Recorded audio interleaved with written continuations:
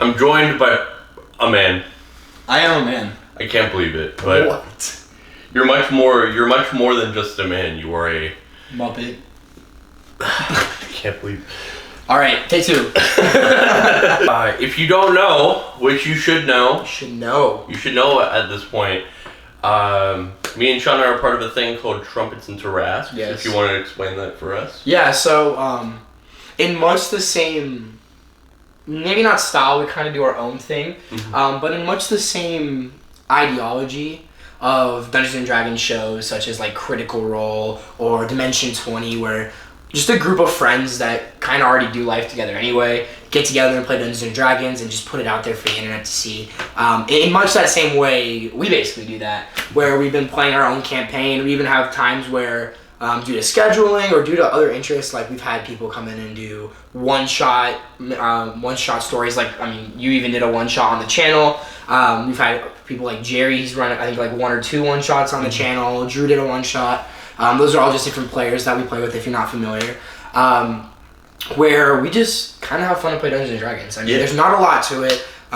Very passionate about just kind of enjoying ourselves when we do it. A lot of us have a heart for storytelling through that, and it's definitely, I feel like in the more recent episodes, come out a lot more. Yeah. That passion for character work, storytelling, these things that make Dungeons and Dragons what it can be. But yeah, that's basically it. It's we stream depending on availability.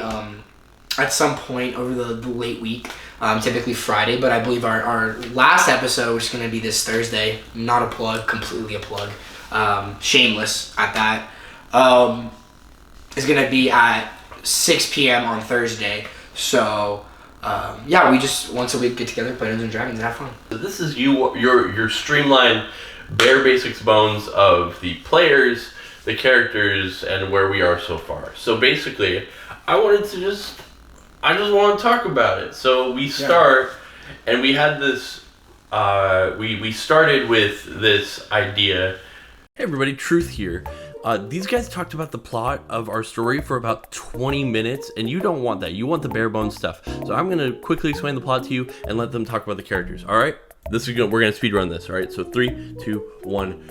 go. So basically, the campaign starts off with 2 different groups. There's a group of this guy named Wyatt, who's the samurai cowboy guy, this guy named Willie, who is just a cowboy guy, and this guy named Truth, who is like this musician. That's me, by the way. And then on the other side, you have the other group of people, which is Aldris, who is this furbolg sorcerer who's trying to find his home, and Ferris, who he's got some deep lore, so we'll talk about that when we talk about characters. And then you have Fives, who is this robot sentry guy who is being controlled by another guy named Zero. You get the joke.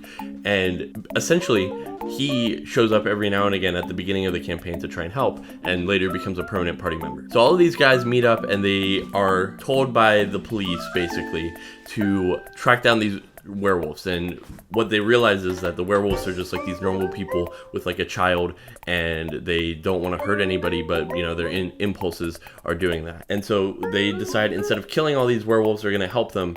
And that initially gets them in trouble with the guard, but once they convince the guard that it's no longer an issue, it's like, okay, whatever. Then Truth, because he's a musician, wants to go all around the world, so he wants to go to this other kingdom named Canarthus, and they are tasked while they're going by this random man who they convince is God, that's a side project, to go to Canarthus and transport this load of magic weapons. These magic weapons are going to be important later, so just hold on to them. So after about 2 sessions of pushing a train to get to the other side, they arrive at Canarthus and they deliver these magic weapons to these people. Now, after knowing all of this, they realize that, oh my gosh, these guys are actually kind of sketchy. They're the Ace of Spades gang, and they're run by this one guy who they eventually befriend, and they find out that Willie's dad was actually a prevalent magical arms dealer, and that sort of shakes up their world a little bit. Then while they're in Canarthus, they go into the sewers to help rescue a kid, and while they do, they see this red dragon. They're like, oh my gosh, a freaking red dragon, but it's fine. He's shackled up. He's not going to hurt them yet. And they find out that it's owned by this guy named Cedric Dunsmith, who also has a neat little book about time. They grab the time book. Truth basically holds on to it for the rest of the campaign and begins researching it. Then after getting into conflict with the law, because Cedric Dunsmith is actually a city council member, they have to run away and are taken away by this guy who is a blind man to this place called the Magical Liberation Force.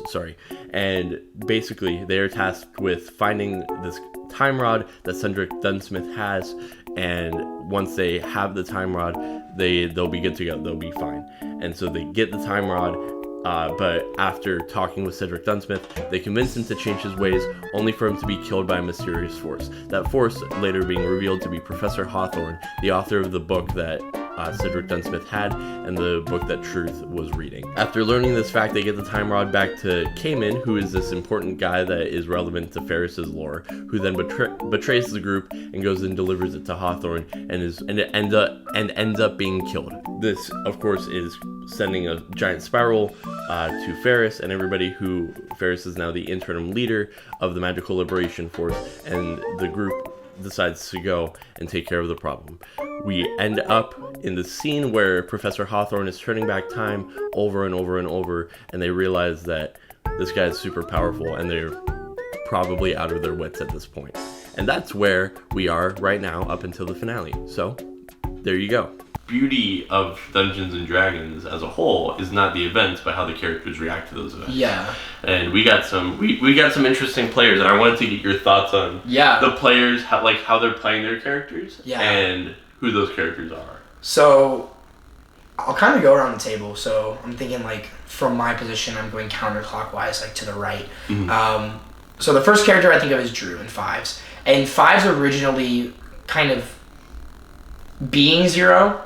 Mm-hmm. So, like I said, Fives is this warforged, like this robot created by this artificer Zero. However, the personality, the life force that has been imbued in him inherently comes from Zero, the creator. Mm-hmm. So he's kind of, both people are generally the same, right, seeking to help them. Seeking, as a magic user out in, not like the Magic Liberation Force out in the middle of nowhere, he's seeking to help this group of magic users that he's kind of heard whispers about. And he's got that connections that kind of go beyond what even Fives would know. Right. And Fives has kind of always been there as kind of like a very sturdy ground. Like, he is rooted in his morals, but hasn't reacted too heavily to what's been going on. He is probably our best first attack outside of maybe Ferris. This is true, but even Ferris, like, if you can't get, just like, statistically, like if we're looking at the numbers of D&D and the character sheet, if Ferris can't get set up with a sneak attack, like whether he's not in hiding, whether there's not someone up there next to him where he can't get his sneak attack damage, Fives is really good. He can consistently deal like 30 to 40 damage around, which is genuinely insane. Mm-hmm.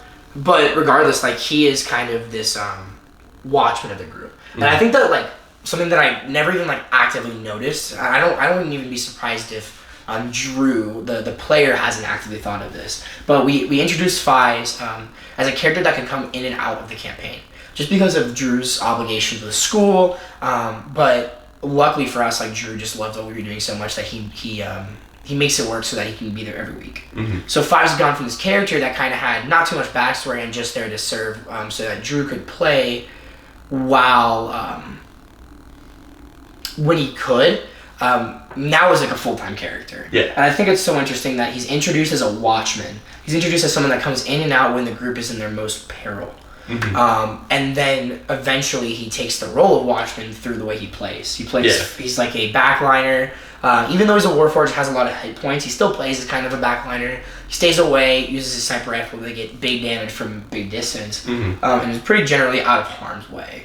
And I think that's really interesting. He's like the first person to help others, and pretty funny. I mean, he has like a bit where Connor's character, which we'll get into next, so the end on the table, has a mixtape that he'll like keep playing because he's a robot, so he kind of has like a station to play the mixtape. So when things get super stressful or funny, he'll play the mixtape, and it's kind of led to some points too where I've made him roll performance. I think it was even like last session I made him say, hey, roll a performance check, and he played the mixtape, and I'm like, okay, like if it's the mixtape, it's his performance. performance. So I'm gonna actually make him role performance. So the robot, who's not a charisma dude, has taken the charisma role and given it to the charisma guy. Yeah. So it's been some really cool role play, and it's been a joy to have him consistently there. Yeah. I didn't even think about the Watchmen thing until you brought it up. But yeah, that's like... Very thematic. It's like poetry. It rhymes. You're like George Lucas. Yes. You're really the George Lucas of... I'm the George Lucas of our time. Of Dungeon and Drag. That's gotta be like a drag queen podcast. Surely. Dungeons and Drag. Dungeons and Drag.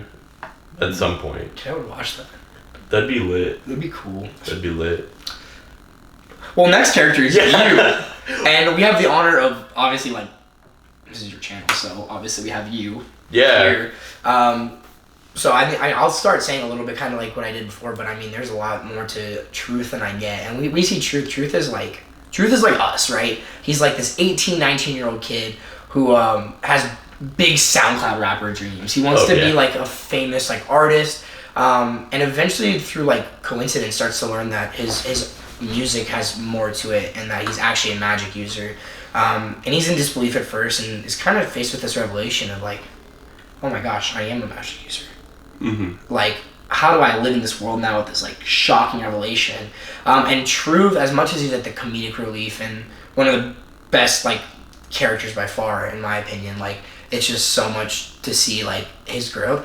Definitely has gone through the most development, for one, based on like his character, but also two, just based on like how he reacts to what happens to him. Mm-hmm. A lot of traumatic things happen, and he has to like. He's the most like. I've joked that there's a couple characters in the table that are more like Hawkeye and Black Widow, and as much as you're like a grounded character, like in your background, like as a bard, as like a magic user, now a warlock too, like there's just so much that's happening to you that you don't understand, and having to navigate that as a character has been so interesting to watch Truth do, because he's just reacting like a normal dude would. He's faced with this like crazy adventure that he had no idea he was gonna go on. Yeah, and my mindset, and like, so initially when I was making Truth, it was going to be like I'm not gonna be lore. Mm-hmm. I'm here to be like funny man lore thing. I accidentally Lore always wins. I accidentally turned into lore. Big lore, the biggest lore probably.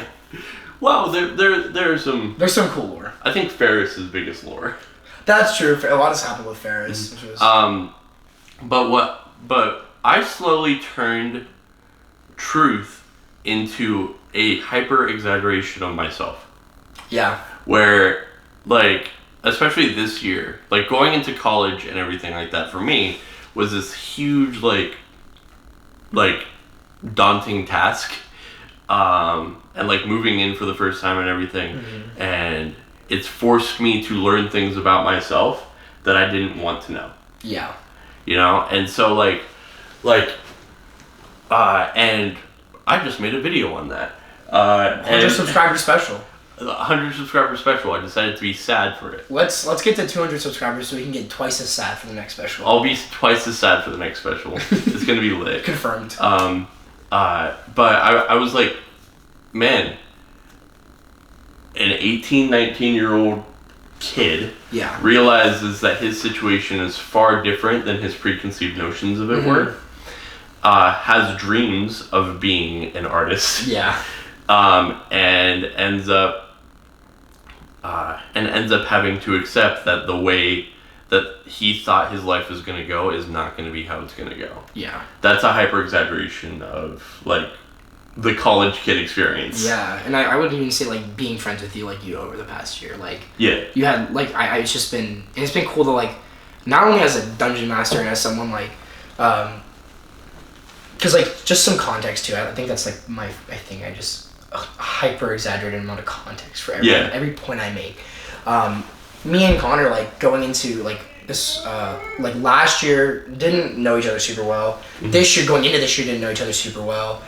Started to like learn a little bit more about each other, and then eventually like through honestly like what you were putting out on YouTube and the conversations and the times I had gotten to play Dungeons and Dragons with you, and like enjoying those, I was like, as I was putting together a cast, I had the people that I knew were going to be there because they were the people I hung out with a lot more. And then, like, who else is interested? Yeah. And, like, you were the person I had to, like, you and Drew were probably the people I had to go out of my way to ask to play with us. Mm-hmm. And I honestly think Drew was, like, more in the right place at the right time because he's, like, roommates with, like, Nate and Ben. Yeah. So I went out of my way, I'm like, Connor, I want you to be a part of this. And through Dungeons and Dragons, like, I've gotten to see you not only grow, like, and over the last, like, year, but also, like, gotten closer to you. And I see, like, I've been able to see, like, a lot of myself in you, too. Yeah. Like, this, I'm trying to think of, like, the word, not, like, the intention, but, like, this drive to, like, this is, like, I had the word, the drive to entertain people. Mm-hmm. That is, like, and then being funny. We are both funny. You're a funny guy. You're the funny guy. You go, ha ha ha. You're Sonic and I am Tails. Don't say that. Only Connor Drew could make a video this funny. Only Connor Drew could switch it up and make a 100 subscriber special this sad. Oh my gosh. So Wyatt's a fun man. He's so funny. Love him. Well, he's cut off a lot of heads. He cut off head. He go chink. The tone has just changed from like, yeah, like we really like this character to funny dude, cut off head, kill count. Yeah, probably. But Wyatt is like actually a really interesting like character. Yeah, and the cool thing about Wyatt is while like you're like adjusting to this new world, and in a lot of ways like Andres has been too. Wyatt's character kind of represents what happens when you already have done that. Mm-hmm. So, and there's a lot of cool stuff with like him, the proposition of him like maybe going back home. Mm-hmm. That gets developed, and we'll see if that has anything to do with like in the final episode. I'm not saying that it will or won't, but how it's affected his choices, and it's just been really cool to see. And then his connection with Ferris is super interesting too, because there are these two people that are like thematically opposed. Because where Wyatt is like this brutal murderer, and he's just like, hey, I hurt, so I'm gonna hurt you, or like not opposed to doing some Jay Anderson, love him. They can't hear him. I know. I just think it's funny. I just love Jay Anderson. No, while Wyatt's like, I'm down to do these things, like Ferris is like, I have done these things and I regret them. Mm-hmm. And he's like more restrained and like has a lot of more dilemmas. And as the campaigns went on, like, and it's so interesting to me too, because what you guys don't see is that throughout, like, before we set out this campaign, Reese was just like, I'm not doing a voice, I'm not really gonna role play, I'm just gonna play myself. I had to like sit down with him and write his backstory with him, or like come up with ideas for this character. And every time Reese comes into play, like, he has like the biggest, like most aghast like face of like what's happening, and he's like, out of anyone, he's really the one who's gotten most behind the storytelling that we've done. Yeah. And being able to see him take that from like, hey, I'm not really comfortable, like, he was so skeptical that we were going to put this out on the internet and stream it. Mm-hmm. And seeing him go from like that and very timid to like have these character moments with the kid in the sewer. Mm-hmm. That was like the first time we really saw his character like shine through. And then again when he meets Cayman, and like he's got a lot of interesting lore and a lot of character building, and I think that it's just been like really cool to see not only Ferris's development as a character, but also Reese's development as a player. Yeah, for sure. And you know, them two being linked together is huge, because like Ferris is sort of the representation of found family. Yes. Where it's like, well, I didn't really know my family. I found my family through Cayman. I lost Cayman. Now I'm trying to find Cayman. I'm trying to find my family again. Yeah. While also developing this new family. Yeah. And then Wyatt is, he knows who his family is. Yeah. He cannot interact with them. No. Because he's been banished from his home. His home. And and so as a result, he's just sort of been this loner character. Yeah. And so for the idea that it sort of completes Ferris's arc where he has built his family up again, and sort of completes Wyatt's arc with them having this new ability, Twin Flame. You homebrewed that, right? Yes. Yeah, Twin Flame, where they are united now. Yeah. Right? Where they literally, like, act through each other. I think it's really cool. And I think when I was talking to Reese and Jerry, because they actually knew, I didn't come up with a name until, like, kind of on the spot. And Twin Flame was one that I was thinking about. And I think it's really accurate, because you talk about this Twin Flame, it's kind of like this cringy, like, my twin flame, like, we're gonna burn together forever, like, we're in love. But really, like, it represents, like, this twin flame is, like, two flames from, like, the same energy.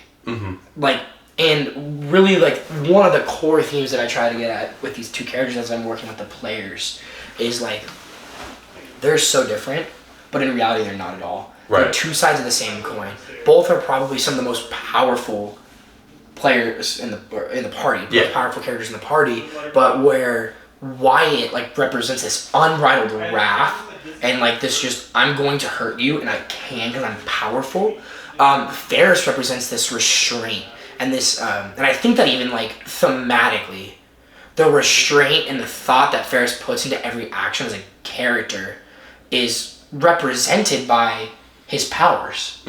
Like, he has gone from reckless and kind of, like, more, like, in the middle to, like, this restrained, like, I know what I'm doing at all times. Like, is he, like, this expert planner that's got, like, a 73-point plan? No, that's who you guys are going up against. Yeah.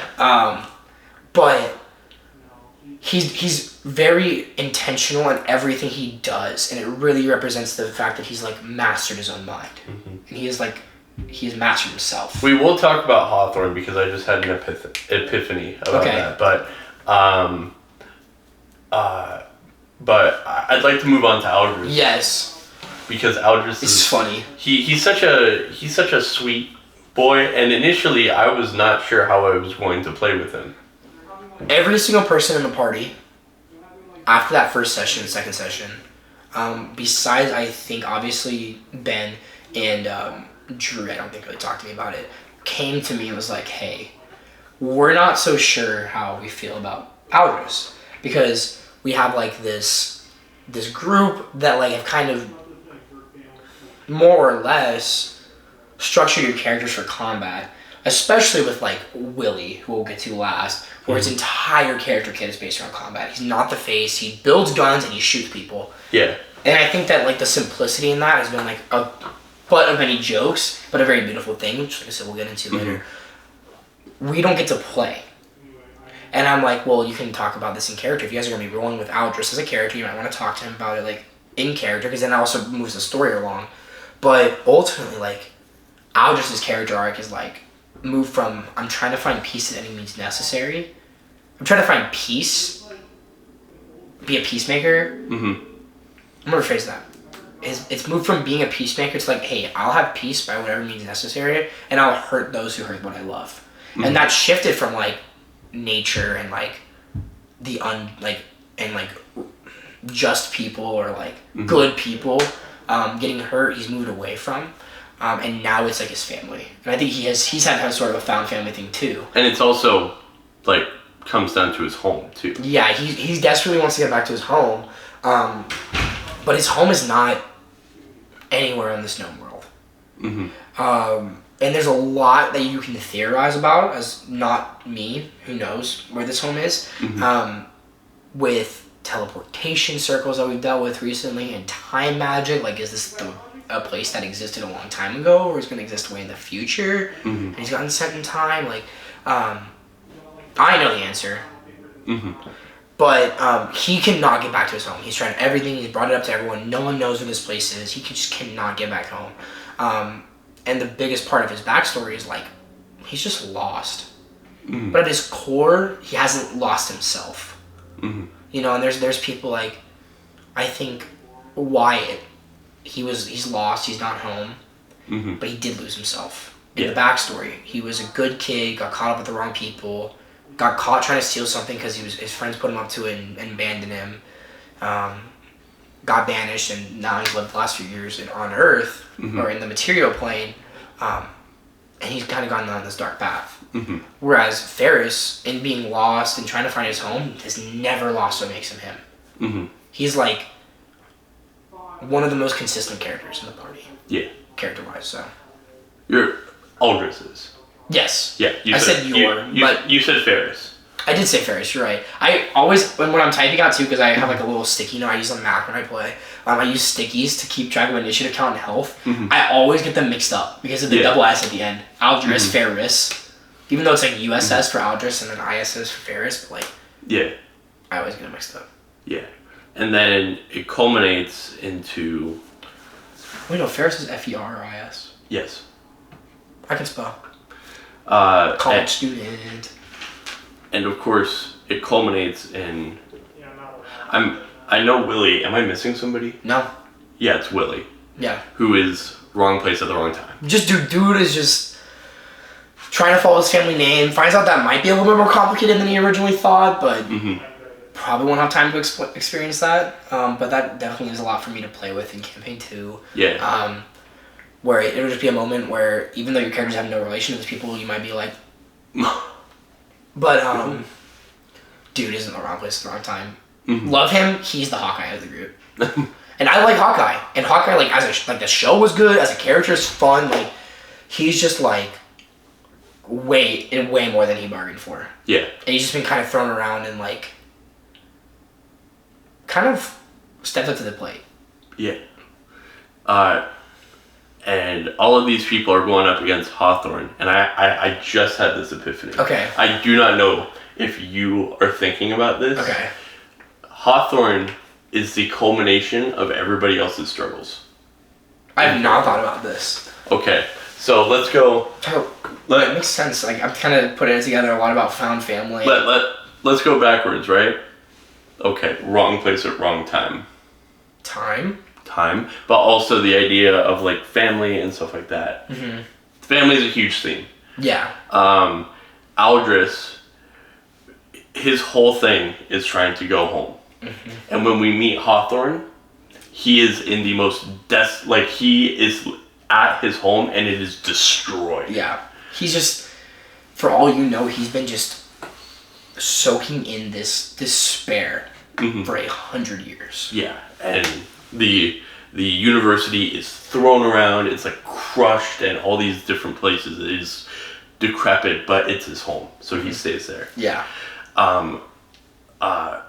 Ferris has found his family again. Yeah. And Hawthorne's family, he will never be able to see again unless he goes back in time. Yeah. Wyatt, again, it's sort of similar to that. He's been cast out, much like how magic users have been cast out for the past 100 years. Truth is just... I didn't really talk about it, but Truth finds this book, and now he's basically like delving into chronomancy. Yeah. It's been fun to dig into as a bard. Yeah. How do we balance like chronomancy, which is supposed to be like this wizard thing, with like the world? And obviously, if you know anything about Matt Mercer and what he's written for Wildemont and these subclasses, like Dunamancy does not make sense thematically in the realm of bard, like in the realm of like these colleges and the music. But I really think for Truth it worked. Yeah. I really think like, and it's not like to the extent of like high powered chronomancy where like in Matt Mercer's books, like Dunamancy is like this really difficult thing to be discovered. You need someone to teach you, and I don't think it's quite like that in mine. I think it's just more magic that's just kind of not really the Dunamancy side of it, more just like time magic and like just more magic that hasn't been discovered. Yeah. It's just a little bit different flavored in the way we've been using it. Yeah, for sure. And like he's just learning that he's magic and doing all that, and Hawthorne's known he's magic his whole life, as far as we know. And is like the master wizard in like the entire plane of existence. And then Fives, there's got to be a connection, right? Not that I've thought of, because this is the first time I've heard this, but like and this is kind of interesting because when I was creating, one thing that, once again, Matt Mercer, when you're talking about Dungeons and Dragons, being a dungeon master, you can't talk about that without at least somewhere bringing in Matthew Mercer and or Brandon Lee Morgan. Right. I feel like those are like my two, like, I want to like if I do Living or Dead, let me go get lunch with you. My first one would probably be Walt Disney, even though I've heard like he's a terrible dude. He was in general not a great guy in real. I'd love to hear his passion about like making people joyful, happiness, and his creative mind. And in much the same way, if I had to do something like you have to get lunch for someone living, probably like a Matthew Mercer or Bradley Mulligan, just because of how much this game means to me. Anyway, one thing Matthew Mercer said is like, when you're planning this campaign and world building, think of the themes you want to address. And as we've gotten on, like one of the themes that we've kind of hit has been like this hope turning into hopelessness. Right. That's a big part of it. And one that I didn't even mean to like really, well, and then another one is like moral greatness. If you look at Hawthorne's point of view, right, he was alive during that time. Like, sure, like he's been detached from society since then. Him going back in time and reverting everything back to like, and stopping the war and saving his friends and family, like he sees that as right, and it is. It's gonna stop like the deaths of a lot of people that he cares about. And it's not, but for you guys, like cutting off the timeline is wrong, right? Because you see all this wonderful stuff that like it's not perfect, but it's still your home. And it's just moral greatness, right? Because from Hawthorne's point of view, like he is completely and utterly right. There's no doubt in his mind that he's right.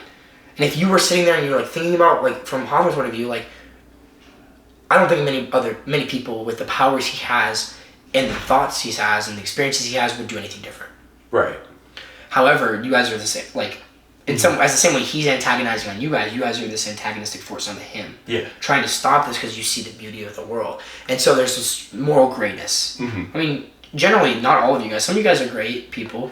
Not all of you guys are great people. Some of you guys are bad people. Yeah. But it doesn't matter when you're like uniting to honor this common cause. And then finally, one that those are the two that I intended, this hope to hopelessness and moral greatness. And finally, one that I haven't intended as much, but now that you've brought up, is like this family. You know? And that gets into like the moral greatness, about like, if you're morally great, then what's your motive? That's what you care about, whether that's good or bad. And for everyone in the campaign that's like this major player and really pushing the plot forward, it's always been about like family. We're like Vin Diesel. Family. Yeah, and I think Vin Diesel and The Rock. Oh my gosh. That's a Sonic 2. It's a Sonic 2 bit. We're gonna actually. This is actually we're just gonna watch Sonic 2 now. We are, and it's gonna be beautiful. But yeah, I'm super excited for the finale. Yeah. Hopefully Hopefully this has gotten you at least a little bit interested. When can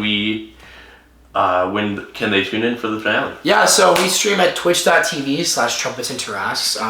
Connor is going to generously put it right here. And also right here. We're going to have it twice. It's going to be right there. Definitely is. And if it's going to be right there, though. Definitely right here? Or like in the description? In the description. Well, yeah, I figured it was going to be in the description.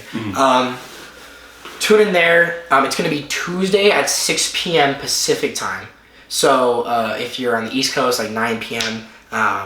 For all of our East Coast watchers, 9 p.m., 6 p.m. Pacific time. We'll run for about 4 hours like we typically do, not like an extended episode for the finale. It'll be Thursday, April 14th? I believe that is, yes. The day before tax day. And Good Friday. That too. You forgot about God. So we will see you then. Yeah, we'll see you on Thursday hopefully we'll see you. I mean, I definitely hope to see you. Thursday, 6 p.m. PST, April 14th, where we're going to get to see all these storylines culminate. Yeah. For those of you that stuck through and watched, thank you so much, because I'll take a second to sit on a little soapbox for not too crazy long, but Connor is genuinely like one of... I know we joke about like me being the hype man of the group. Connor's genuinely one of the funniest dudes I know, and the passion that he puts into what he makes is so apparent. And if you haven't, for some reason, subscribed to Connor, what are you doing? Go watch some of his videos. Like, they're legitimately... Like, I don't watch Connor's videos because I know Connor and I'm a part of them. I watch Connor's videos because they're good. And I'm genuine when I say that. There are friends that I've had that have watched YouTube or made YouTube channels that I have watched because they're my friends and not because they're good. That I've watched a little bit of and then turn off just to get that view count up one or that subscriber count up one. I don't do that with Connor. I watch the videos. So do that. And that's kind of the last bit that I got. Yeah. I think that. Oh yeah, and if that was the other thing I was gonna say, if you stuck through this long, get a little excited because going into it for you guys, and if any of you guys are watching, anyone who plays with us, definitely get a little sneak peek because what I have planned and what I've been planning since the very beginning. This is going to be a little bit less like the end of campaign 1, and that's kind of the good thing about having a short campaign 1 because it's more of a prologue for campaign 2. And what I have planned, it's going to be very exciting. Some fun encounters that I have rolling around in my head, but ultimately like the story is just going to take like this awesome turn, and I'm going to leave you guys on a cliffhanger for 4 months until we start campaign 2. So as most TV shows do. As most TV shows do. So get ready because if you want to, it's just going to set up so much for me to work with and so much for us as players, us as like co-writers of the story, me and the players, for us to work with in campaign 2. Yeah. More themes to introduce, just a different experience in the campaign, but overall the same awesome experience. Yeah. I'm super excited for it. And you should be too. You should be too. And so we will leave you with that. Be sure to watch on Thursday, 6 p.m. PST. And with that, thank you so much for being on this channel. Thank you. And we will see you next time.